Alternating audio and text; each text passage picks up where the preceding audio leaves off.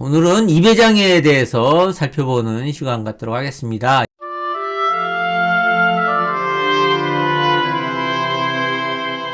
입이라는 것은 크게 구조적으로 앞면, 그러니까 얼굴 하부 중앙에 위치하고 있으면서 구열과 구강과 구협으로 이루어져 있다고 하네요. 뭐 이거 구열, 구강, 구협이 정확하게 어느 부분인지는 잘 모르겠어요. 이게 보시면은 그래서 그게 뭐 중요한 건 아니고 우리는 이제 본능적으로 입이 뭐 어딘지고라는 건 알고 있죠. 그래서 그 기능만 알고 계시면 될 것 같아요. 왜냐면 기능의 경우에는 이게 이제 장애급여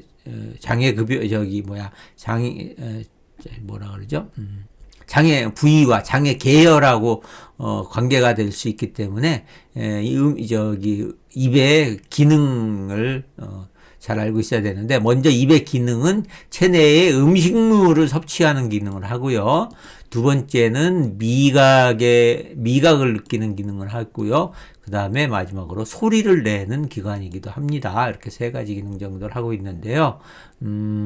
그래서 아까 윗입술과 아랫입술로 되는 입구를 구열이라 하고, 좌우에서 상하 입술이 서로 결합되는 곳을 구각이라 한다고 하는데, 이건 참 그런가 보다 하고 넘어가시면 될 것 같고요. 구열, 이런 거, 구개, 고유구강, 이런 것들은 그냥, 그런가 보다 알고 넘어가시고, 중요한 것은 이제 우리가 아까 봤듯이 이제 부위와 장애 계열이죠. 그래서 입의 장애는 크게 기질장애로서의 치아장애하고 기능장애로서의 두 가지 기능이죠. 씹는 기능장애와 말하는 기능장애, 두 가지 장애가 있습니다. 기능장애로서 씹는 기능에 이상이 생겼을 때, 그리고 말하는 기능에 이상이 생겼을 때, 그래서 씹는 기능의 경우에는 치아장애랑 연결이 되겠죠. 그래서 기질적인 장애로서의 치아장애.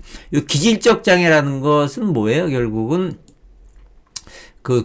눈, 귀, 코에서도 마찬가지 로 이게 결손장애이죠. 결손. 그래서 그 치아장애의 경우에 치아가 빠지는 거, 그래서 이것도 장애로 봅니다. 그다음에 기능장애로서는 부위는 그대로 있는데 기능적으로 역할을 하지 못하게 된 경우에 기능장애라고 합니다. 그래서 입의 이런 기질장애와 기능장애에 따른 입의 장애 등급을 한번 살펴보면은, 입의 장애는 장애 등급 기준상 씹는 기능 및 말하는 기능 장애에 대해서는 6개 단계로, 그 다음에 치아의 장애, 그래서 결손장애죠. 기질장애로서의 치아장애에 대해서는 5개 단계로 구분해서 등급이 나누어져 있습니다. 그리고 아까 말씀드렸을 때 이제 미각을 느끼는 것도 입의 기능이라고 했죠. 그런데 미각 상실과 관련해서는 장애 등급 기준에 정해져 따로 입의 장애 등급에 정해져 있지 않고 그 장애 정도와 비슷한 다른 장애에 준해서 이제 인정을 하게 됩니다. 그래서 여기서는 기능장애, 기질장애로서의 치아의 결손과 기능장애로서의 씹는 기능 및 말하는 기능에 대해서만 살펴보도록 하겠습니다. 그래서 기능장애로서 말하는 기능 및 씹는 기능장애의 경우에는 이것은 1급부터 1급까지도 인정을 해요. 그래서 말하는 기능하고 씹는 기능 두 가지 기능을 모두 완전히 잃은 사람의 경우에는 1급까지도 된다는 거예요. 그리고 이제 말하는 기능 또는 씹는 기능 둘 중에 하나를 완전히 잃은 경우에는 이제 3급이 됩니다. 그래서 말을 못하게 되거나 씹는 기능, 결국은 치아가 다 빠지게 된 경우겠죠. 그래서 완전히 잃은 사람은 3급까지도 됩니다. 그래서 제10급으로 말하는 기능 또는 씹는 기능에 장애가 남는 경우에는 10급까지 됩니다. 그 다음에 기질적 장애로서의 치아장애의 경우에는 이 치아가 빠진 개수에 따라서 인정이 됩니다. 그래서 10급, 최고 등급으로는 제10급까지 받을 수 있는데요. 그래서 14개 이상의 치아에 치과 보철을 한 사람의 경우에는 10급이 되고요. 그 다음에 그 순서대로 10개, 7개, 5개, 3개까지, 그래서 3개 이상 치아에 치과 보철한 경우에는 14급까지 인정을 됩니다. 그래서 2개 이하로 빠진 경우, 그래서 1개나 2개까지 빠진 경우에는, 별도의 기질적 장애까지는 인정을 하지 않습니다.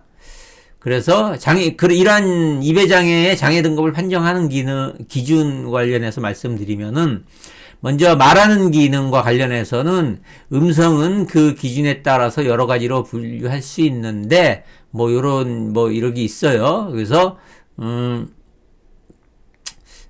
여기서 아까 말했던 제2호 말하는 기능을 완전히 잃은 사람, 말하는 기능을 완전히 잃는 사람이란 그러니까,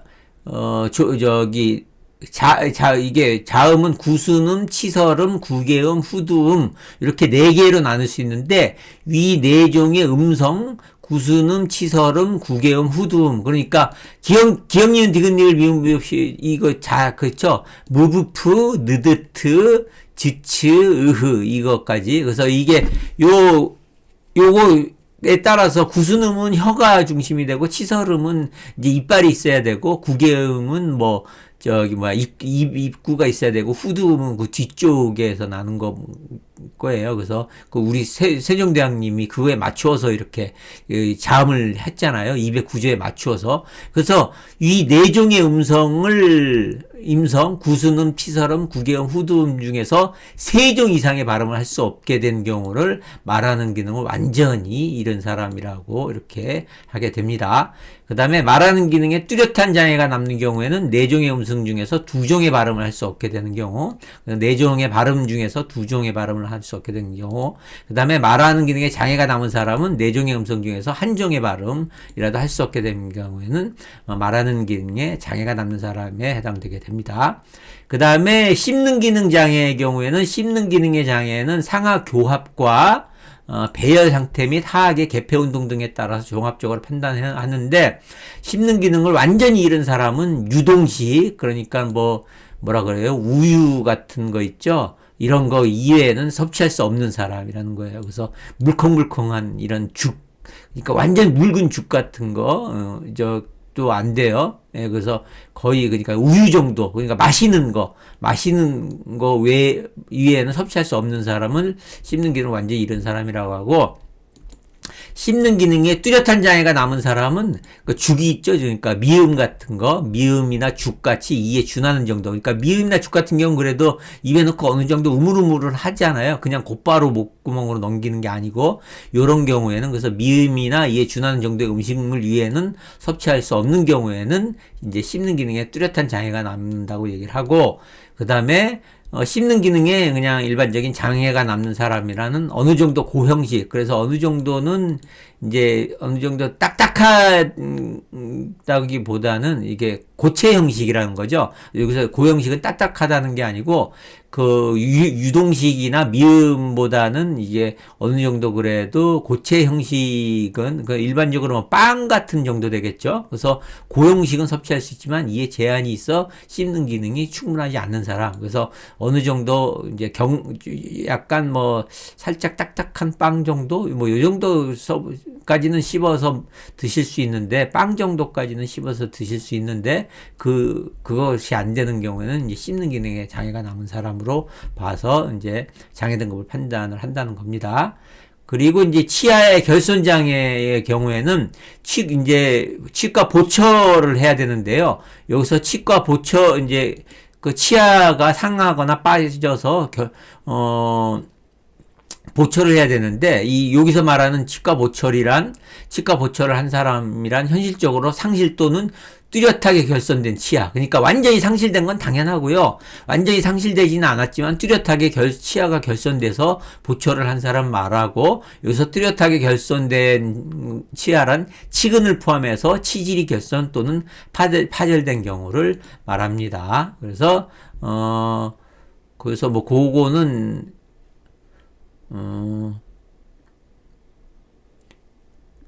그거는 치과 보철을 한 자란 현실적으로 상실 또는 현저하게 결손된 치아에 대해서 보철을 한 경우를 말하고, 현저하게 결손된 치아라면 치근을 포함한 치질이 결손 또는 파절된 경우를 의미하는 것이다. 요거 방금 말했던 거네요. 그래서 따라서 유상의치 또는 가교의치 등을 보철한 경우에 지대판 또는 구의 장착지나 포스트 인레이를 하도록 고정한 치아는 보철 시트에 산입하지 아니한다라고 나와 있는데, 요거는 제가 정확한 용어 자체를 잘 모르겠어요. 어쨌든 그 상당한 치아 결손이나 파절이 있어야지 된다는 거, 그 정도만, 그거는 치과적으로 결국은 판정을 받아야 될 것 같네요. 예, 예, 그 정도. 그렇죠? 그래서 뭐 장애 등급의 조정과 준용은 따로 볼 필요는 없을 것 같고요. 그래서 오늘은 입의 장애에 대해서 알아보는 시간 가졌습니다.